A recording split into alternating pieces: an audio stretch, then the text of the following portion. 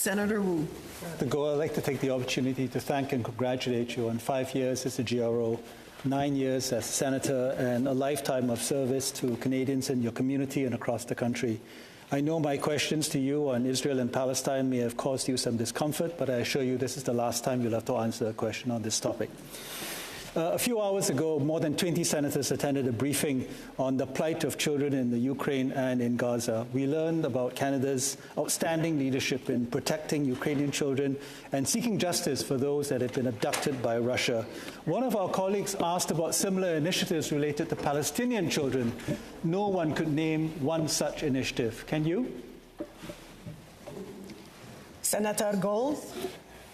You know, thank you for your comments.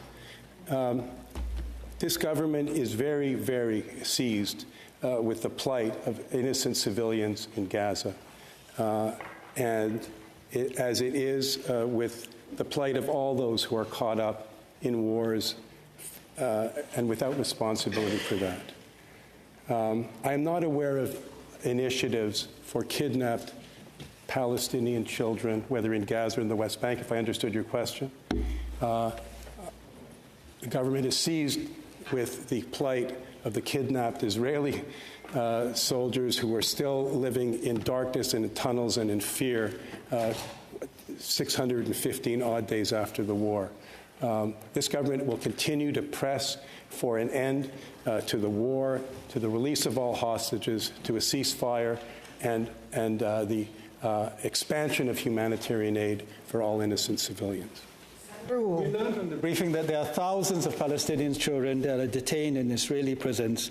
And the 10 or so humanitarian organizations who attended today's briefing, led by Save the Children, agree that there is an immense and profound gulf between the way in which Canada has responded to the crisis in Gaza and our own very worthy and necessary measures in Ukraine. What is the reason for this double standard, and how does Canada defend it from the perspective of international law? Senator Gold. Canada's position on the conflict in the Middle East is consistent with international law. And I am not, and the government is of the view that there is no double standard at work. The circumstances of each conflict, tragic as it is for all who are caught up in it, have to be understood in their complexity and in their specificity.